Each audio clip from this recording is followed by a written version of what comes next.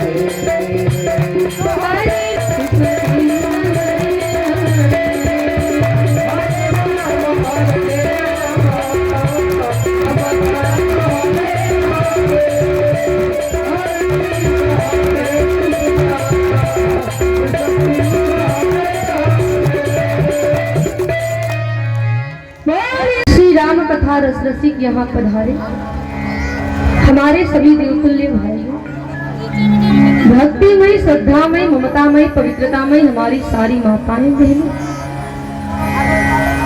हम सभी लोग परम सौभाग्यशाली हैं कि हम लोग करुणा निधान भगवान की कृपा के कारण संत महात्माओं के सानिध्य में मर्यादा पुरुषोत्तम भगवान श्री रामचंद्र जी की मंगलमयी कथा,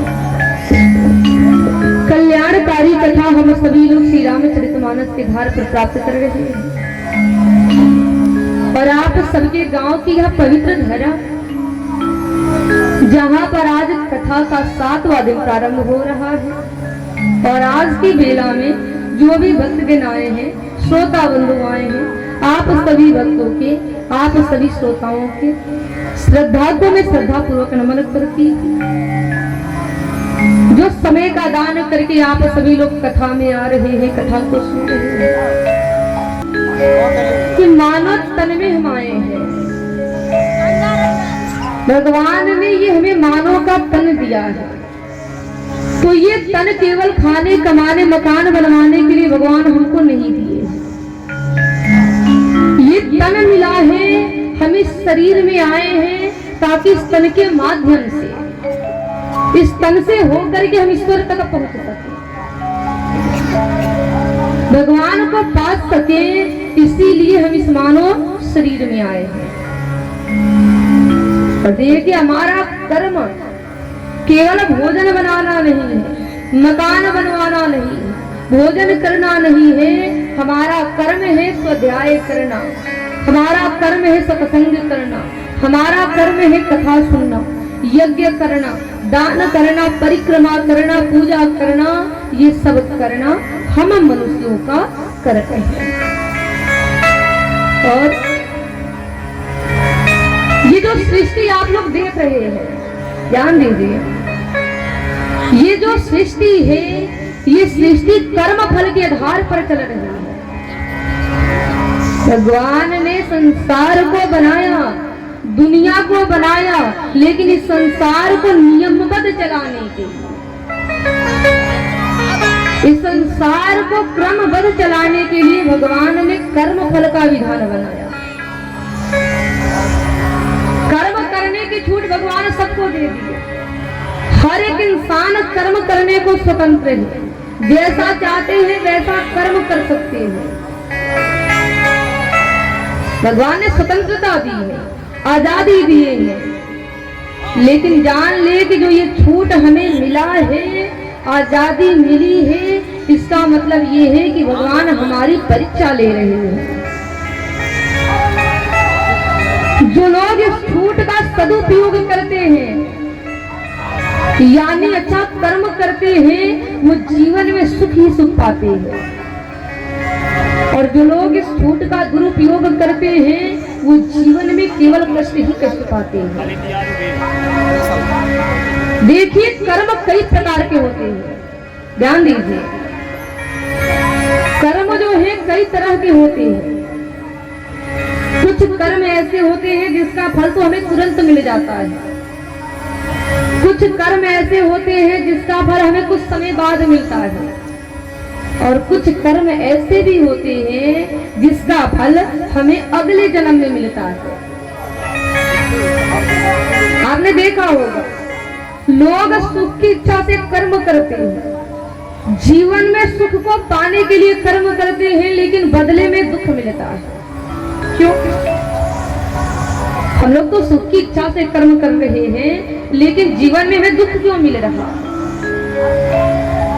तो ये जान लें कि हम लोग इस संसार में आए हैं केवल अपने प्रारब्ध को भोगने के लिए। प्रारब्ध बनता कहाँ है? हमारे संचित कर्मों से। हमने जो पिछले जन्म में कर्म किया है, ये जान ले कि उस कर्म को भोगने भी हम आते हैं। जैसे मान लीजिए, उदाहरण से इस बात को समझे। दो बच्चों ने जन्म लिया। एक बच्चे ने राजमहल में जाकर जन्म लिया और एक बच्चे ने झोपड़ी में जाकर जन्म लिया।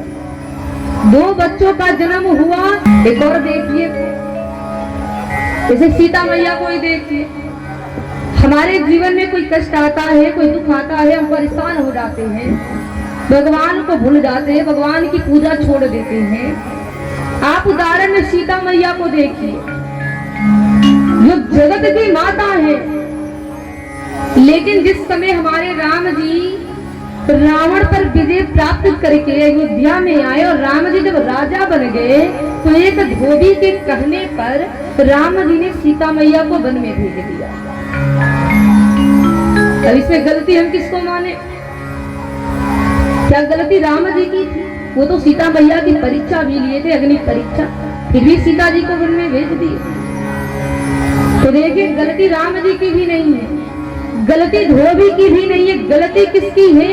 सीता मैया के। उस बागीचा में एक तोती और एक तोता, दो बैठे, पति पत्नी।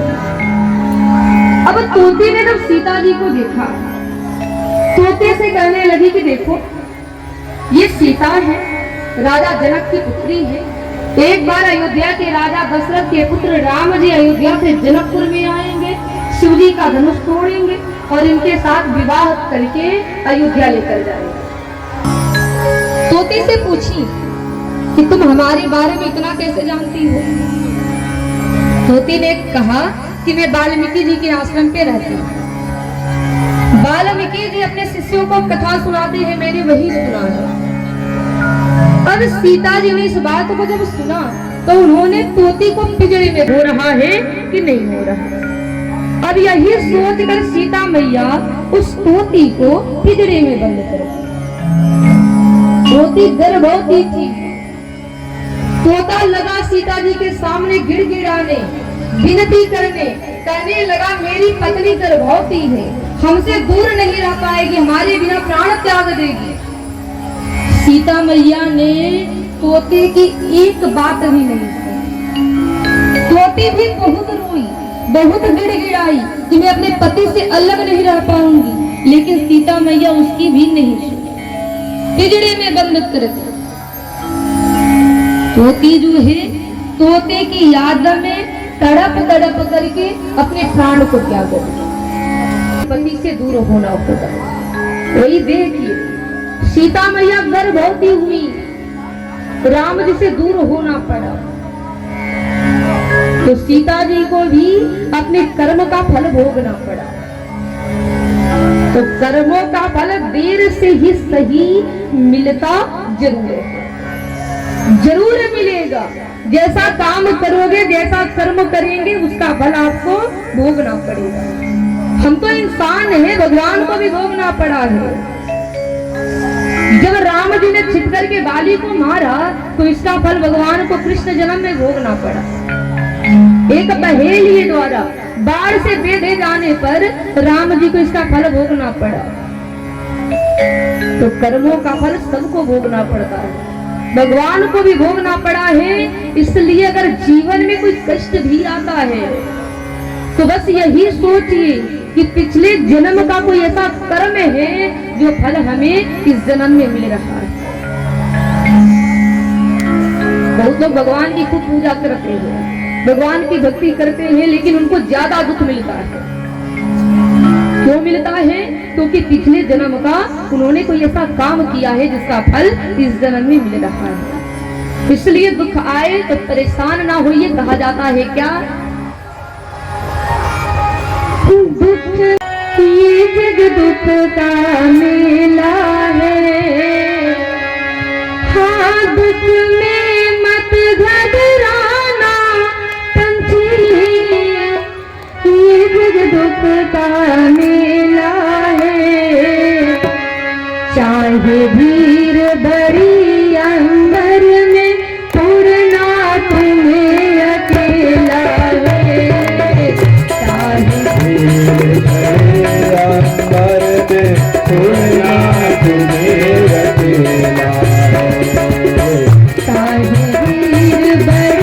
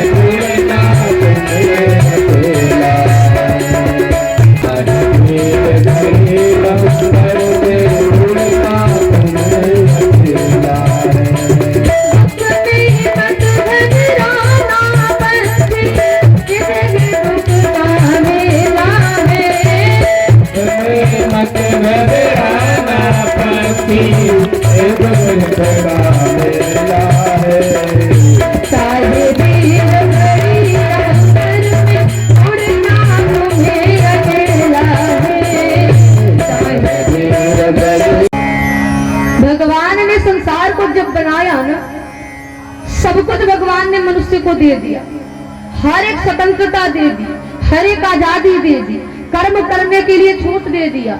लेकिन देखिए 6 चीजें ऐसी हैं जो भगवान ने अपने पास रख लिया। ध्यान देंगे, हर एक आजादी, हर एक छूट भगवान हमको दिए, लेकिन 6 चीजों को भगवान अपने पास रख लिए, हमें नहीं दिए।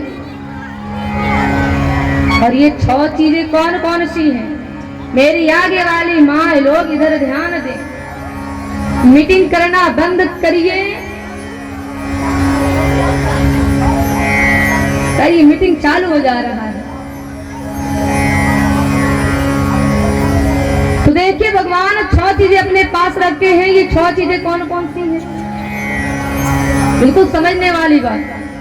हानि, लाभ, जीवन, मरण, जस और अपजस।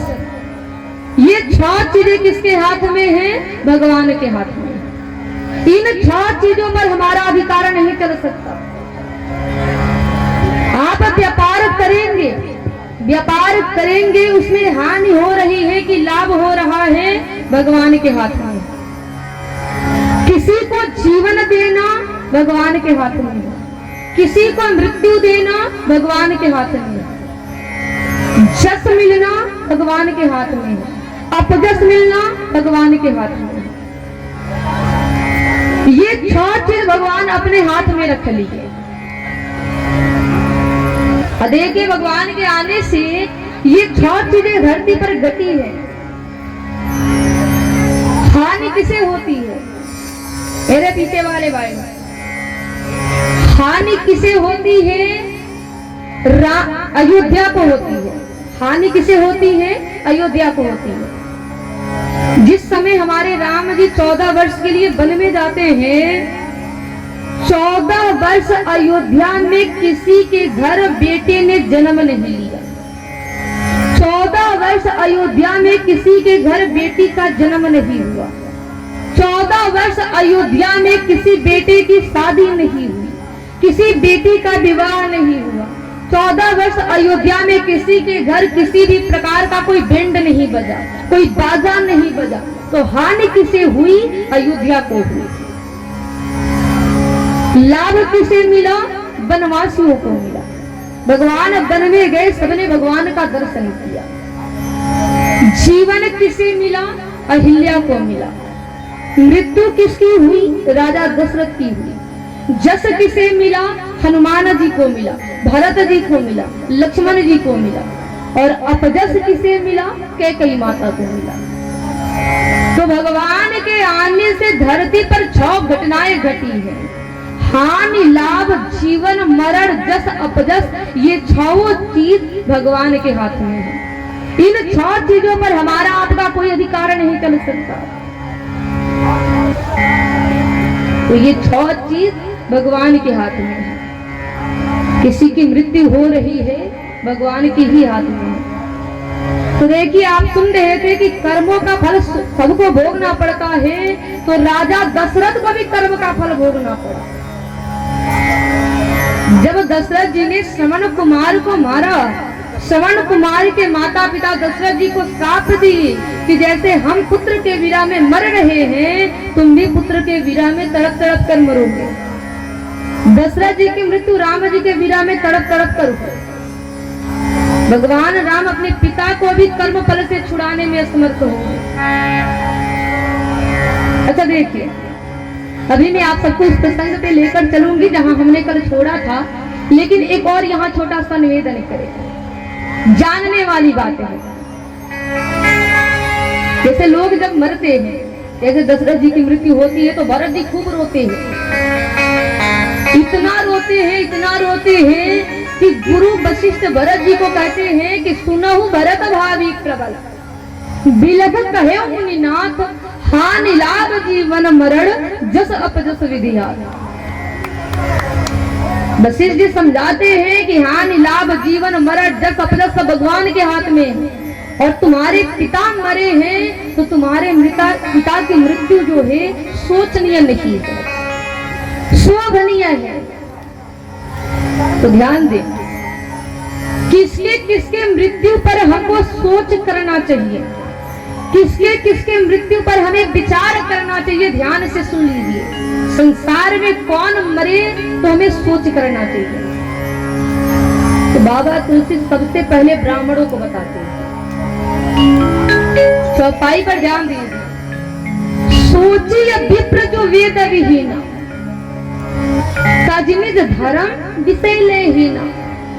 सोच उस ब्राह्मण का करना चाहिए जो ब्राह्मण कुल में जन्म लेने के बाद भी कभी जनेऊ धारण नहीं किया, सिर पर चोटी नहीं रखा, गले में तुलसी नहीं पहना, जिसने कभी भगवान का भजन नहीं किया, सूर्य भगवान को अर्घ्य नहीं दिया। अगर ऐसा कोई ब्राह्मण मर जाता है तो उसके मृत्यु पर जरूर सोच करिए कि इस ब्राह्मण का जन्म इस धरती पर क्यों हुआ। इस ब्राह्मण का जन्म धरती पर नहीं होना चाहिए था। ये ब्राह्मण इस धरती पर बोझ के रूप में था, भार के समान था। सोच उस क्षत्रिय का करना चाहिए। सोचिए निपति जो नीति न जाना, जेहिन प्रजा प्रिय प्राण समाना। सोच उस क्षत्रिय का करना चाहिए, उस राजा का करना चाहिए जो अपने प्रजा के साथ समभाव नहीं रख पाता, जो अपने प्रजा को पुत्र के समान नहीं जान पाता, जो अपने प्रजा को उचित न्याय नहीं दिला पाता। अगर ऐसा राजा मर जाता है, ऐसा क्षत्रिय मर जाता है, तो उसके मृत्यु पर एक बार जरूर सोच करिए कि इस राजा का जन्म इस धरती पर क्यों हुआ, इसका जन्म नहीं होना चाहिए। ये धरती पर बोझ के समान था, भार के रूप में था, इसका जन्म धरती पर नहीं होना चाहिए।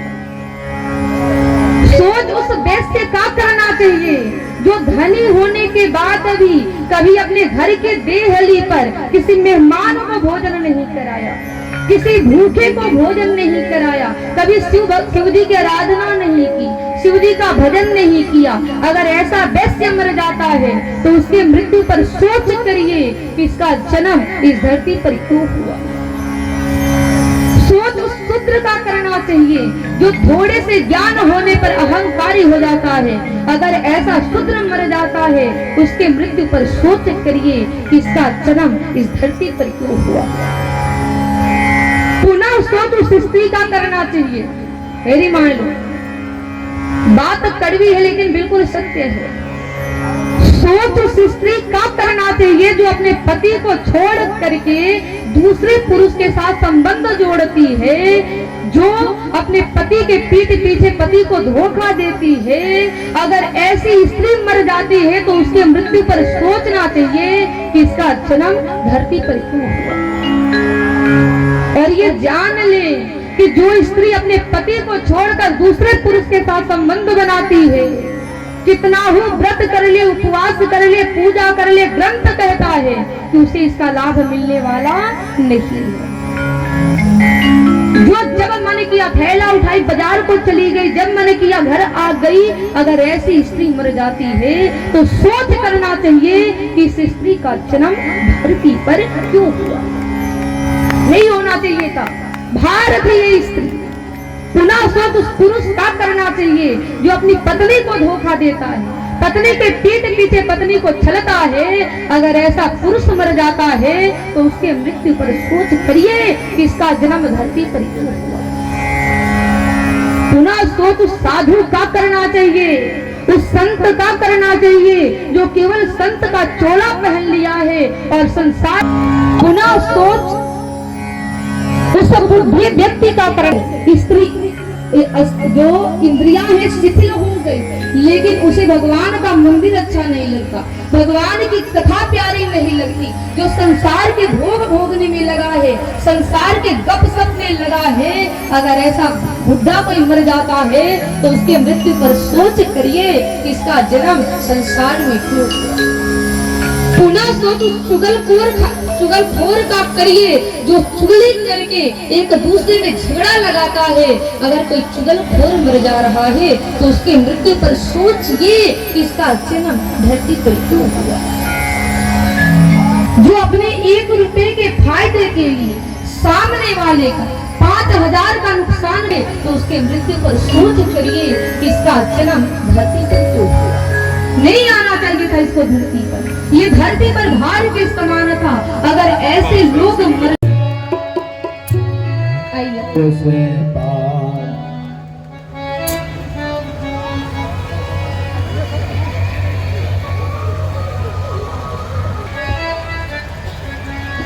हम लोगों इनकी अगर तुलना करूं तो सूरज को दीपक दिखाने की भांति मेरी ही मूर्खता है।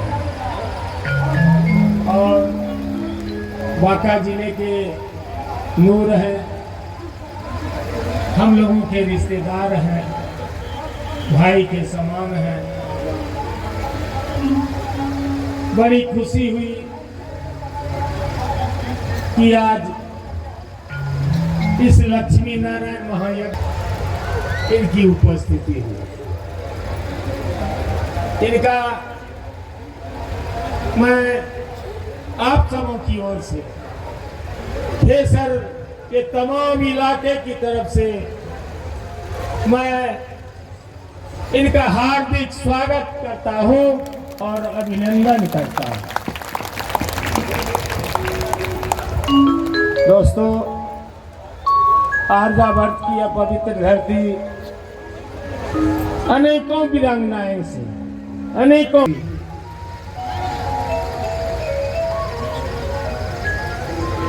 ये कर्ण की भूमि है। दानी कर्ण, राजा कर्ण, जिनके जैसा कोई दानी इस धरती, हम लोग उनके चरण की धूली के भी समान नहीं। अंग क्षेत्र का राजा जब उनको बनाया गया था तो सही कौरव भाइयों ने, दुर्योधन ने अपने पक्ष में रखने के लिए उनको, कि अर्जुन पांडव उनकी बराबरी के लिए उनको बनाया था। यह उत्थान मिला है।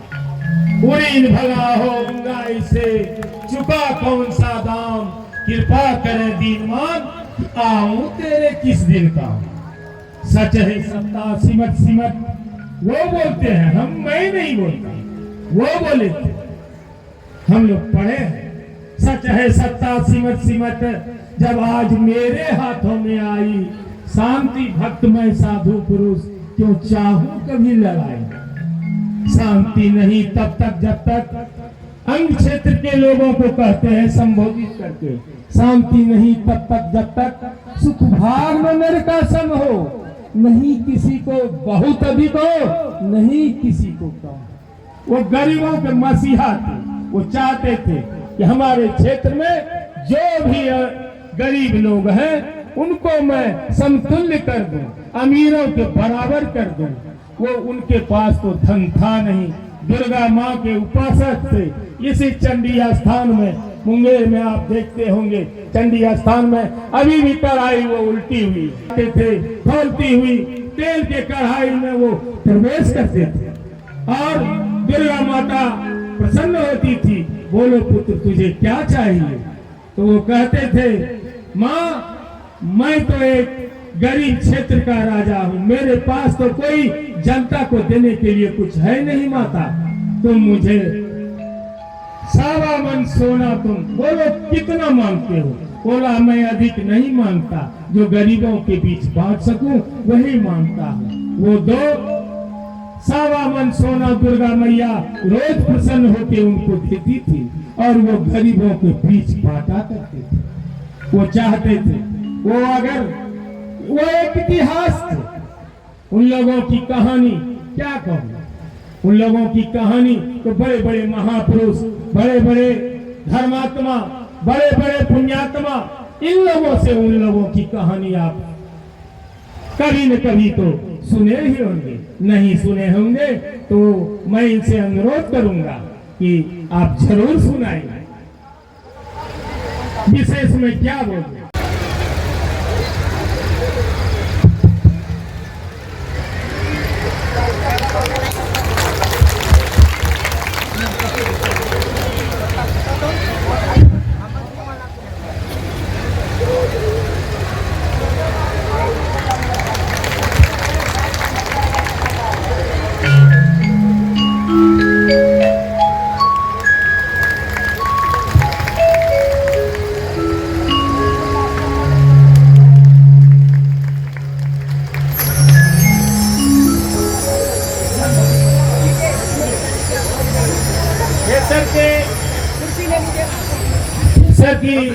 के सभी श्रद्धालुओं की ओर से और खेसर के जनता की ओर से मैं आज इनको माला पहनाने जा रहा हूँ।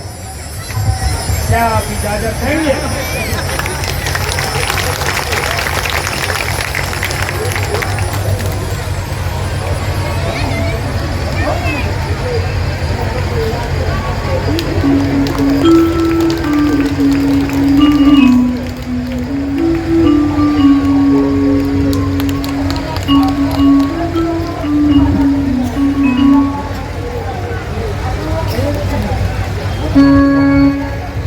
का परिचय देना मैं भूल गया। ये बाबू संजीव कुमार सिंह है, इनका घर धौरी है। ये बांका जिले के कांग्रेस के अध्यक्ष हैं। ये सदन जी बांका कॉलेज के प्रोफेसर हैं, इनका भी घर धौरी है। ये बाराहाट के समीप अपने ननिहाल में बसे हुए हैं और ककवारा वाले बेदा बाबू के दामाद और हमारे साड़ू भी। सोचिए, बताओ ये रामगढ़ है? तो उस व्यक्ति ने कहा हो। तो वो सोचने लगा ये हो क्या होता है, रामगढ़ है कि हो है। फिर दूसरे से पूछा कि भैया ये रामगढ़ है? तो दूसरे ने भी कहा हो। अब कई लोगों से पूछा, सब हो बोल रहे थे। अब परेशान हो गया, उसको समझ ही नहीं आ रहा था कि ये कौन सा गांव है। अब एक व्यक्ति बड़ा बढ़िया कपड़ा वपड़ा पहना था, उसके पास गया, जाकर बोला भैया एक बात बताइए, ये गांव रामगढ़ है? तो उसने कहा हाँ जी। कहने लगा अरे बहुत धन्यवाद आपका, जो आपने हमें सही सही बता दिया। फिर उस व्यक्ति ने उससे पूछा कि एक बात बताओ, हमने तो कई लोगों से पूछा लेकिन सबने मुझे हो कहा, ये हो क्या होता है? तब उस व्यक्ति ने बोला कि देखिए जो पढ़े लिखे लोग हैं, जो शिक्षित लोग हैं वो हाँ जी कहते हैं, और जो अनपढ़ हैं, जो गंवार हैं, वो हो कहते हैं। बोला अच्छा ऐसी बात है? उसने बोला हाँ। तो फिर वह व्यक्ति बोला कि इसका मतलब यही है कि आप पढ़े लिखे हैं? तब वो कह रहा है हो। अब उसकी असली बात सामने आ गई, दिखावा किया हाँ जी करके, लेकिन जो उसका स्वभाव था वो प्रकट हो गया। तो दिखावा ना करे, शांति का परिचय दे। सभी लोग एक छोटा सा भजन सभी लोग गाएंगे। सब हो गए भव से तार, लेकर नाम तेरा। सब हो गए भव से तार, लेकर नाम तेरा। सब हो गए तार, लेकर नाम तेरा। हो गए भव से तार,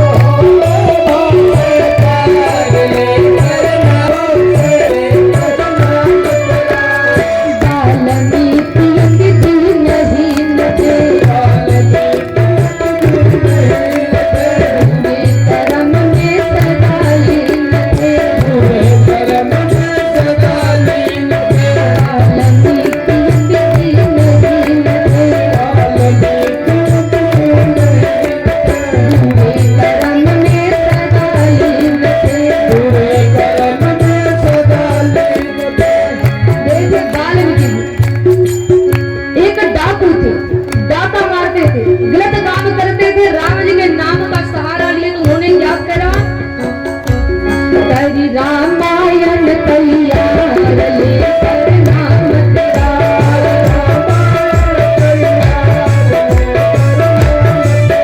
सब हो गए भव से पार।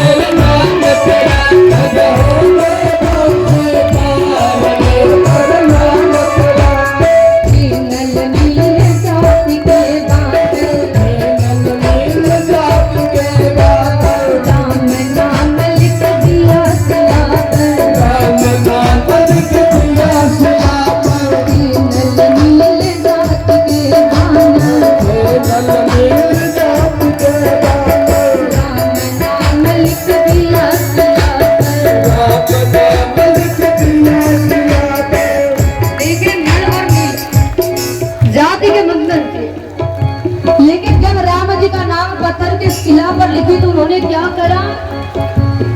करी सिंधु बंध तैयार, लेकर नाम तेरा। करी सिंधु बंध तैयार, लेकर नाम तेरा। सब हो गए भव से पार, लेकर नाम तेरा। हो गए भव से पार, लेकर नाम तेरा।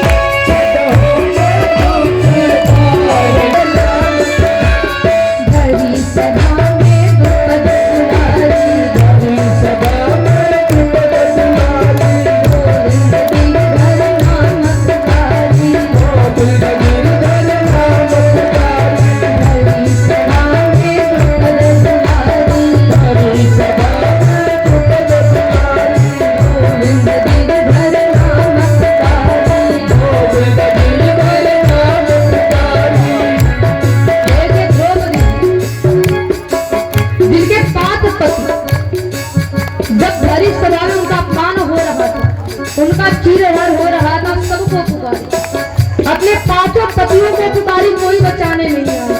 भीष्म पितामह को पुकारी, गुरु द्रोणाचार्य को पुकारी, कृपाचार्य को पुकारी, कोई सामने नहीं आया। तब द्रौपदी जी ने कृष्ण जी को पुकारी। दोनों हाथ उठाकर बोलना है क्या? सब हो गए भव से पार, लेकर नाम तेरा सब हो गए भव से पार, लेकर नाम तेरा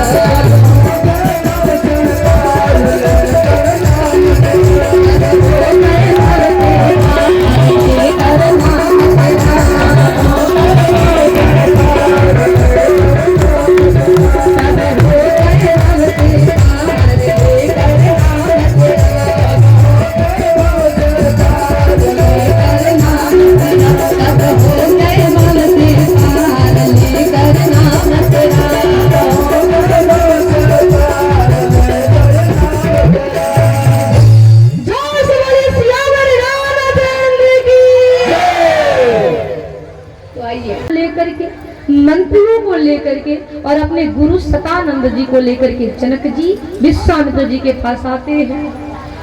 फिर जनक जी विश्वामित्र जी के साथ भगवान राम और लक्ष्मण को लेकर के जनकपुर में जाते हैं। जनकपुर में जो सबसे सुंदर महल है, जो सबसे बढ़िया महल है, जनक जी महाराज उसी महल में विश्वामित्र जी के साथ राम जी और लक्ष्मण जी को रखते हैं।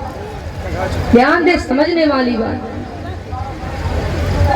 जनकपुर में जो सबसे सुंदर महल है, वही महल भगवान के लिए चुना जाता है। मतलब क्या है?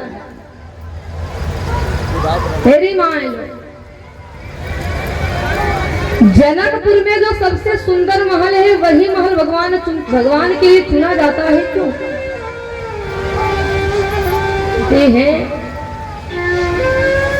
जैसा दिव्य हो वैसी ही उसकी पूजा भी होनी चाहिए।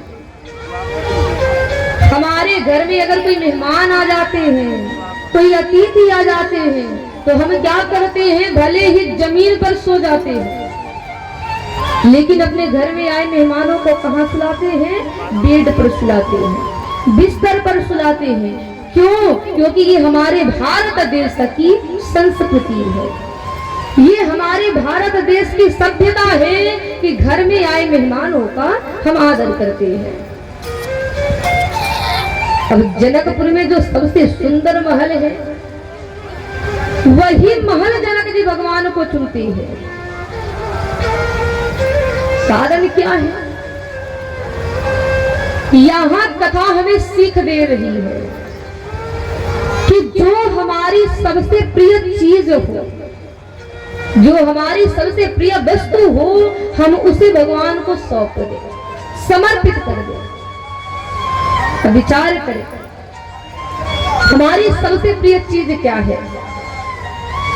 हम और आप सबसे ज्यादा प्रेम किससे करते हैं? हमारी सबसे प्रिय चीज हमारा ये शरीर है। सबसे ज्यादा प्रेम अगर किसी से है, लगाव किसी से है, तो अपने तन से है, अपने शरीर से है। तो हम अपने इस तन को ही भगवान को सौंप दें, समर्पित कर दें। अच्छा, भगवान के मंदिर में हम जाते हैं, भगवान की पूजा करते हैं, तो भगवान से क्या कहते हैं कि तन मन धन सब तेरा, स्वामी सब कुछ है तेरा। भगवान से कहते हैं प्रभु तन मन धन सब आपका है, हमारा कुछ नहीं है। लेकिन मंदिर से घर आते ही क्या कहते हैं? मेरा मन नहीं लग रहा, ये मेरा शरीर है, मेरे पास इतने पैसे हैं। भगवान भी वहां से बैठे बैठे मुस्कुराते हैं, सोचते हैं देखो कितना नादान है, मेरे पास आया, कह के गया प्रभु सब कुछ आपका है, हमारा कुछ नहीं है। लेकिन घर गया तो कह रहा है कि सब कुछ मेरा है। लेकिन माई बाप ये जान ले कि संसार में, इस दुनिया में हमारा कुछ नहीं है, ना ये तन हमारा है, ना मन हमारा है ना धन हमारा है। अगर उससे कह दिया कि लो इसे संभाल कर रखना, हम तुम्हें सौंप रहे हैं, तो जिसको अपनी कीमती चीज देंगे वो पूरी तरह से ध्यान लगा करके आपकी कीमती चीज को संभाल कर रखेगा। और आप अपनी वस्तु को किसी को नहीं सौंपेंगे तो बताइए वो उसकी रक्षा करेगा? नहीं करेगा। वैसे ही अगर आपने तन मन धन सब परमात्मा को सौंप दिया तो भगवान का भी कर्तव्य बन जाएगा कि वो आपकी चीज की रखवाली करे। तो भगवान रखवाली करेंगे। तो सब कुछ भगवान को सौंप दीजिए। अगर आप भगवान को अपना मानेंगे, भगवान भी आपको अपना मानेंगे। अगर भगवान को अपना नहीं मानेंगे, भगवान भी आपको अपना नहीं मानेंगे। जैसे देखिए, इस पर मैं आपको एक छोटी सी कथा सुनाती हूँ। एक सेठ थे, शादी के 20 साल हो गए, एक भी संतान नहीं हुआ। शादी के 20 साल हो गए, एक भी संतान नहीं हुआ। अब सेठ क्या किए कि एक मंदिर में एक पंडित जी के यहाँ गए। जाकर के पंडित जी से कहने लगे कि महाराज जी, हमारे शादी के 20 साल हो गए हैं, अभी तक एक भी संतान नहीं हुआ, आप हम पर कृपा करें ताकि हमें एक संतान हो जाए। पंडित जी ने कहा एक काम करो, जाओ भगवान के चरणों में कुछ समर्पित कर दो, कुछ रख दो, भगवान भला करेंगे। अब देखिए, सेठ जो था महाकंजूस था, बहुत कंजूस। अब गया बाजार में, पर पता है बाजार में जाकर क्या खरीदा? सबसे सस्ते दाम वाला केला खरीदा। कितना खरीदा? आधे दर्जन, 6 केला खरीदा। और वो केला कैसा था? बीज से बिल्कुल लुंजू पुंजू, ढीला ढाला, सड़ा गला, बिल्कुल बेकार था। वही केला खरीद लिया, लेकर आया, पंडित जी के चरणों में रख दिया। कहने लगा बाबा यही हमारी श्रद्धा है। पंडित जी ने कहा कि घर जाओ, भगवान भला करेंगे, तुम्हें एक बेटा हो।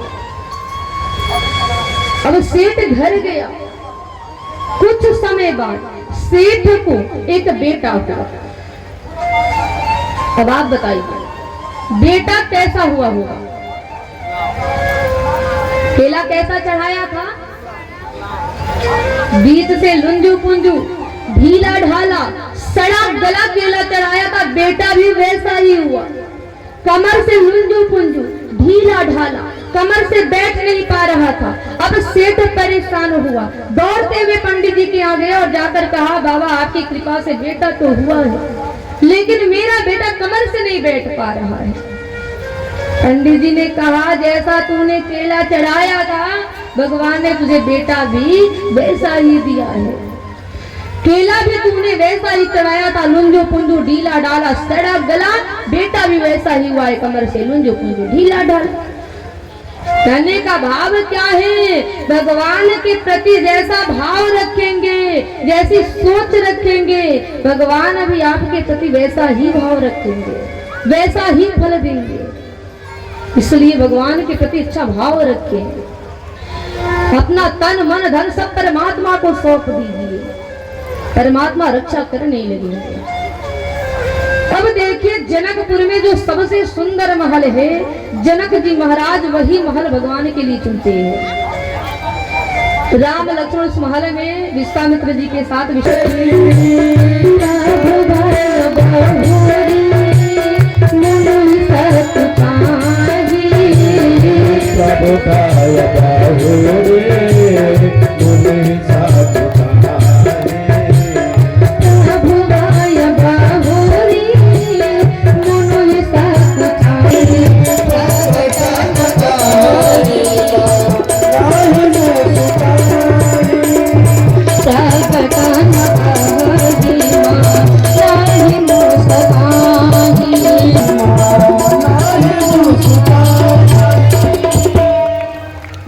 लक्ष्मण जी के हृदय में बड़ी लालसा होती है, इच्छा होती है कि काश में पूरा जनकपुर देख लेता, घूम लेता, लेकिन राम जी से डर जाते। विश्वामित्र जी से शर्मा जाते हैं, अपनी इच्छा नहीं बताते। मन ही मन केवल सोच रहे हैं कि काश में जनकपुर देख लेता, घूम लेता, अब हमारे राम जाऊंगा।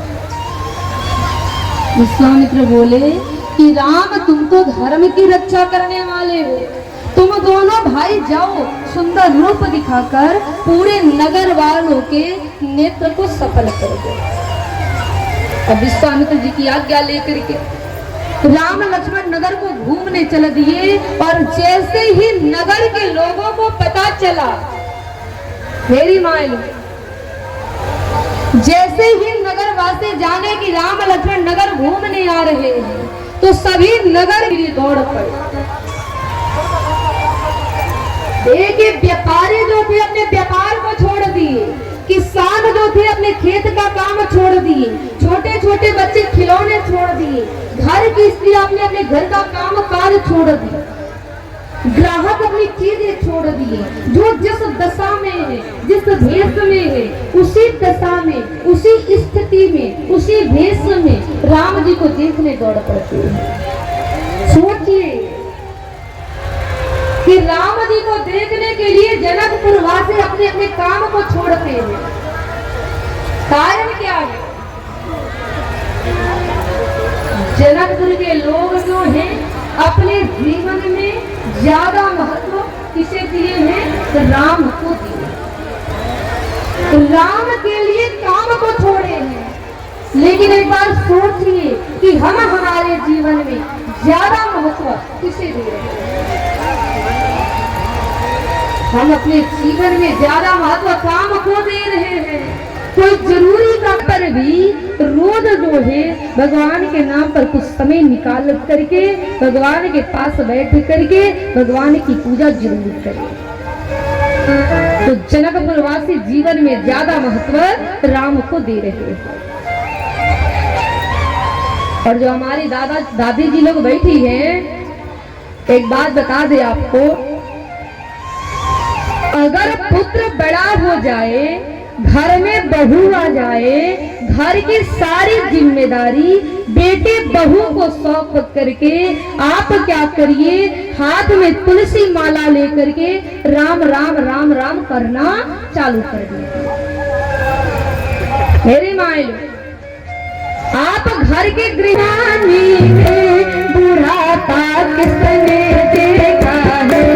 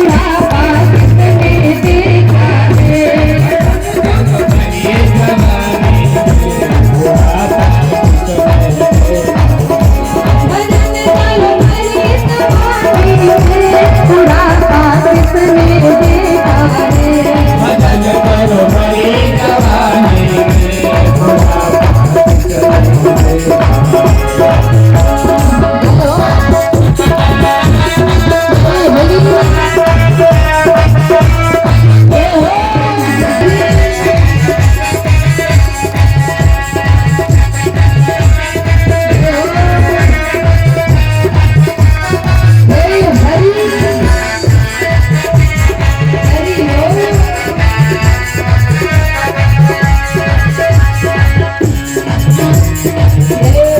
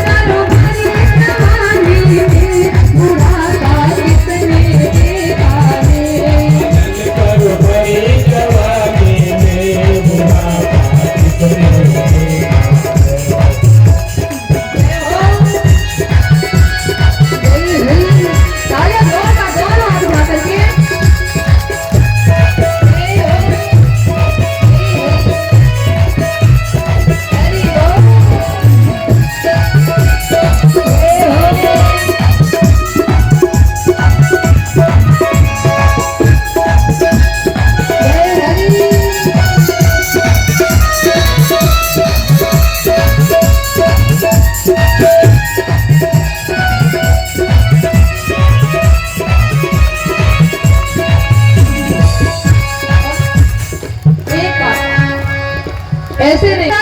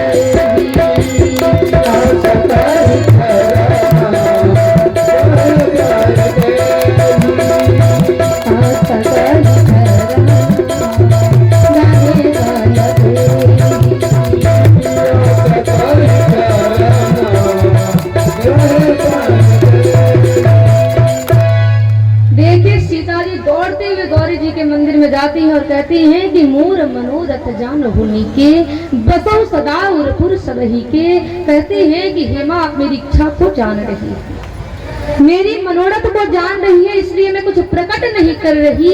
और इतना कहकर सीता जी गौरी जी के चरणों में गिरती है। गौरी जी सीता जी के प्रेम के बस होती है, उनके गले का हार खिसक कर सीता जी के गले में गिरता है। मूर्ति मुस्कुराती हुई बोलती है कि हे सीता, जिस वर से आपका मन अनुरक्त हो गया है वह वर आपको पति रूप में मिलेगा। गौरी जी के शास्त्र वचन को सुनकर सीता मैया बड़ी प्रसन्न होती है अब सीता जी अपनी सखियों को लेकर जब महल को जाती हैं, अब उनका जो बायां अंग है वो फड़कने लगता है। और देखिए रामायण का ये मत है कि अगर स्त्रियों का कोई बायां अंग फड़के तो ये जान ले कि ये शुभ होता है, और पुरुषों का दाहिना अगर अंग फड़के तो ये शुभ होता है। ये रामायण का मत है। अगर स्त्रियों का बायां अंग कोई भी फड़क रहा है तो ये जान ले कि भगवान शुभ संकेत दे रहे हैं, और पुरुषों का दाहिना भाग कोई फड़क रहा है तो ये जान ले कि भगवान कोई शुभ संकेत दे रहे हैं। अब मेरी माय लोग, अब आपने सुन लिया कि बायां अंग फड़कता है तो शुभ होता है, तो अब ऐसा नहीं कि लगातार 10 घंटा फड़कने लगे तो शुभ मान के घर पे बैठिएगा। लगातार फड़कने लगे डॉक्टर को जरूर दिखाइएगा। मेरे भाई पता है एक बार एक व्यक्ति के दाहिने हाथ में खुजली होने लगी। एक भाई के दाहिने हाथ में खुजली होने लगी। कथा में सुना था कि पुरुषों का दाहिना अंग फड़कता है शुभ होता है। बड़ा महल को जाती है राम लक्ष्मण जी फूल लेकर के विश्वामित्र जी के पास आते हैं। विश्वामित्र जी भी राम लक्ष्मण को आशीर्वाद देते हैं कि तुम दोनों का मनोरथ सफल हो। फिर राम लक्ष्मण विश्वामित्र जी के पास विश्राम करते हैं और सीता मैया अपने महल को विश्राम करती है। तो देखिए वैसे हमने तो सोचा था कि आज ही राम जी का विवाह कराएंगे, लेकिन फिर हमने सोचा कि एक दिन बचेगा तो क्या, अब कल ही राम जी का हम सभी लोग धूमधाम के साथ नाच गा के विवाह उत्सव मनाएंगे। और एक बात बताएं, हम देख रहे हैं कुछ हमारे वहां जो नौजवान भैया लोग बैठे थे लेट गए, कथा सुनते सुनते लेट गए। शायद अब उठ के चले भी गए हैं जो लेटे थे। लेकिन देखिए जो हमारे दादाजी लोग बैठे हैं, जितने देखिए यहाँ जितने लोग बैठे हैं ज्यादातर बुजुर्ग लोग बैठे हैं, लड़के कम बैठ रहे हैं। आ भी रहे हैं तो थोड़ी देर खड़ा हो रहे हैं, देख रहे हैं। और बहुत लोग तो ऐसे हैं कि लगातार 2.5 घंटा खड़ा होकर ही देख रहे हैं, बैठ नहीं सकते। लेकिन जो बुजुर्ग हैं, जो बूढ़े हो गए हैं, जिनकी इंद्रियां शिथिल हो गई हैं, वो लोग बैठ करके कथा सुन रहे हैं। उन्होंने जिया है, अनुभव उन्होंने किया है। बहुत लोग सोचते हैं कि बुढ़ौती में लोग पगला जाते हैं। बहुत लोग कहते हैं, हमने सुना है कि बुढ़ौती आ गई है, सठी आ गए हैं, पगला गए हैं। तो ये जान ले कि ये आपकी गलत फहमी है। उनके पास अनुभव ऐसे ही रहता है। अच्छा देखिए एक बार क्या हुआ ना, कुछ लड़के जो हमारे लड़के जो हमारे भैया लोग हैं, जो जवान लोग हैं, जो बैठना नहीं चाह रहे हैं, देखिए एक बार कुछ लड़के जो थे कहीं जा रहे थे, 10-12 लड़के एक ट्रेन के डिब्बे में जाकर बैठ गए और उसी डिब्बे में एक दादाजी जाकर के बैठे। 10-12 लड़के बैठे थे और एक दादाजी उसमें अकेले बैठे थे। अब जैसे ही ट्रेन चली, भाई लड़के ट्रेन चलते ही भड़क गए। एक ने कहा बड़ी बोरिंग महसूस हो रही है, चलो कुछ कांड किया जाए। एक बोला चुपचाप बैठो, घर जाना कांड करेगा। उसने कहा कि नहीं कुछ तो करना पड़ेगा, मन नहीं लग रहा। तब एक बोला कि चलो एक काम करते हैं, ट्रेन में जंजीर को खींचते हैं, ट्रेन को रोकते हैं। एक कहने लगा तुमको दिखाई नहीं दे रहा है, साफ साफ लिखा है 500 का जुर्माना 6 महीने का। एक कहने लगा कि हम 10-12 लोग हैं, क्या 500 रुपया नहीं दे सकते। एक बोला बात तो सही है। तब देखिए सब लड़कों ने क्या किया, पैसा इकट्ठा करने लगे। किसी ने 10 रुपया दिया, किसी ने 100 रुपया दिया, किसी ने 50 रुपया दिया। सब लोग पैसा देने लगे, पैसा इकट्ठा करने लगे। टोटल पैसे 1200 रुपया इकट्ठा हुआ। अब देखिए जो लड़कों में एक हेड था, भाई हर जगह एक लड़का हेड रहता है, तो उसमें जो मेन था, हेड था, लड़कों ने क्या किया कि 1200 रुपए को उस लड़के के जेब में डाल दिया। दादाजी कोने में बैठे थे, सब कुछ देख रहे थे। अब लड़कों ने कहा चलो पैसा इकट्ठा हो गया, अब जंजीर खींचा जाए, ट्रेन को रोका जाए। अब देखिए एक लड़के के मन में कुटिलता जाग गई, कहने लगा हम लोग जंजीर भी खींचेंगे, ट्रेन भी रोकेंगे और हमारा 1 रुपया भी खर्च नहीं होगा। एक बोला ऐसे कैसे? कहने लगा देखो हम लोग 12 लोग हैं, ये बूढ़ा अकेले बैठा है, हम लोग जंजीर खींचेंगे, ट्रेन रोकेंगे, अधिकारी आएंगे पूछेंगे किसने ट्रेन रोका, हम सभी मिलकर के कह देंगे किस बुढ़े व्यक्ति ने रोका। अब जैसे ही दादाजी सुने दोनों हाथ जोड़कर लगे बच्चों के सामने गिड़गिड़ाने, लड़कों के सामने लगे गिड़गिड़ाने, मुझे माफ करो हमने तुम्हारा क्या किया, हमारे साथ ऐसे कैसे कर सकते हो, लगे गिड़गिड़ाने। अब लड़के कहने लगे देखो जब अधिकारी आएंगे इस बुढ़े को डांटेंगे तो बूढ़ा जो है अधिकारी के सामने ऐसे ही गिड़गिड़ाएगा, कितना आनंद आएगा देख करके। अब सभी लड़के बड़े प्रसन्न हुए। फिर लड़कों ने क्या किया, जंजीर को खींच दिया, ट्रेन को रोक दिया, अधिकारी भी आ गया। अधिकारी पूछने लगे ट्रेन को किसने रोका, सभी लड़कों ने कहा दिया इस बुढ़े ने रोका। अब अधिकारी बुढ़े व्यक्ति से कहने लगे कि आपने ट्रेन को क्यों रोका।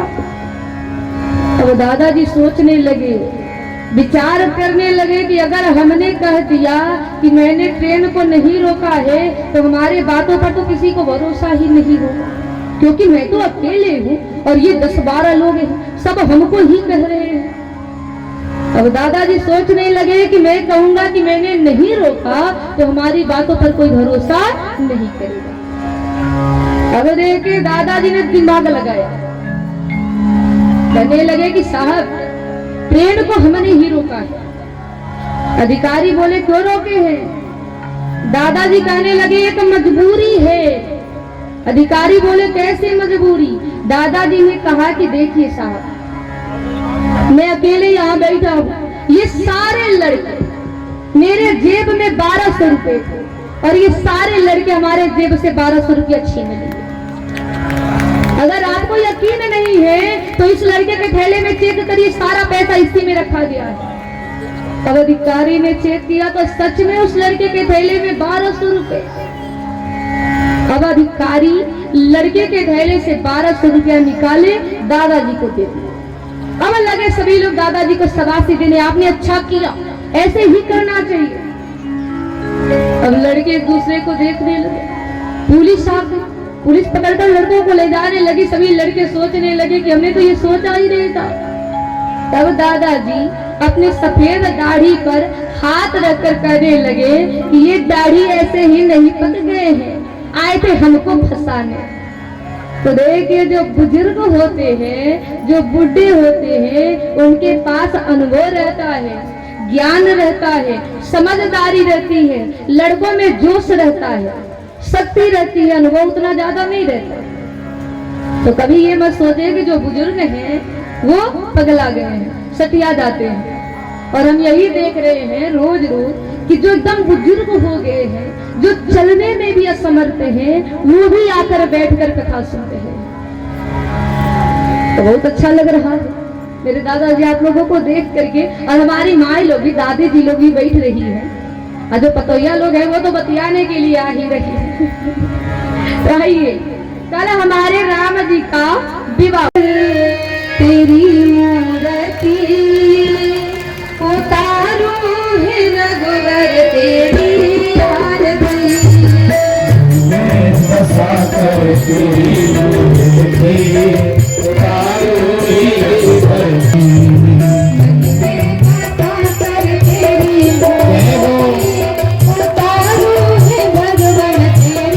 आरती,